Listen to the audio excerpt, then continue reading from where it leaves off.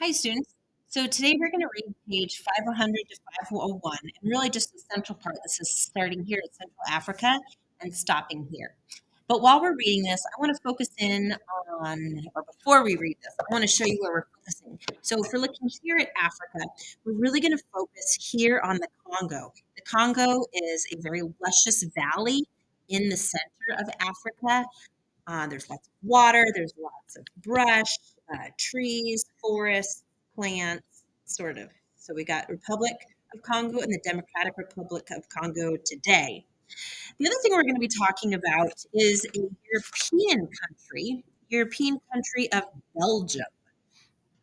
So when it references Belgium, we're talking about this little green country just north of France. We got Belgium right here. So thinking about that, let's go ahead and read.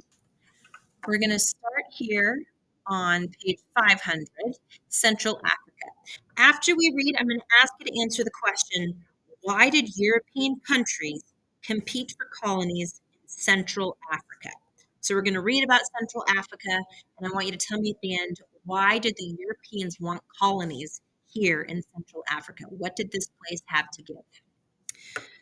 Central Africa. Central African territories were soon added to the list of European colonies. European explorers aroused popular interest in the dense tropical jungles of Central Africa. David Livingstone was one such explorer. He arrived in Africa in 1841 as a 27-year-old medical missionary. During the 30 years he spent in Africa, Livingstone trekked through uncharted regions. He sometimes traveled by canoe, but mostly Livingstone walked and spent much of his time exploring the interior of the continent. During his travels through Africa, Livingstone made detailed notes of his discoveries. He sent this information back to London whenever he could. The maps of Africa were often redrawn based on Livingstone's eyewitness accounts and reports. A major goal of Livingstone's explorations was to find a navigable river that would open Central Africa to European commerce and to Christianity. When Livingstone disappeared for a while, an American newspaper, the New York Herald, hired a young journalist, Henry Stanley, to find the explorer. Stanley did find him on the eastern shores of Lake Tanganyika. Overwhelmed by finding Livingstone alive, if not well, Stanley greeted the explorer with these now famous words, "Dr. Livingstone, I presume?" After Livingstone's death in 1873, Stanley decided to carry on the great explorer's work. Unlike Livingstone, however, Henry Stanley had a strong dislike of Africa. He once said, "I detest the land most heartily." In the 1870s, Stanley explored the Congo River in Central Africa and sailed down it to the Atlantic Ocean. Soon he was encouraging the British to send settlers to the Congo River basin. When Britain refused, Stanley turned to King Leopold II of Belgium.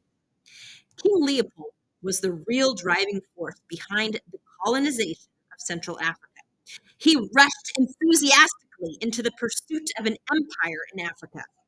"To open to civilization," he said, "the only part of our globe where it has yet to penetrate, to pierce the darkness which envelops whole populations. It is, I dare to say, a crusade worthy of the century of progress." Profit, however, was equally important to Leopold. In 1877, he hired Henry Stanley to set up Belgian settlements in the Congo. Leopold's claim to the vast territories of the Congo aroused widespread concern among other European states. France, in particular, rushed to plant its flag in the heart of Africa. Leopold ended up with the territories around the Congo River. France occupied the areas farther north.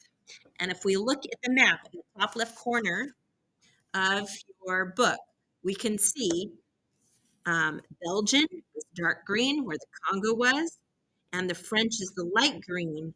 So the French rushed in, grabbing all of this, and the Belgian had this. You might recall that up this, there's a lot of desert, where this is very lush. Okay, let's go ahead and please answer the questions for the section.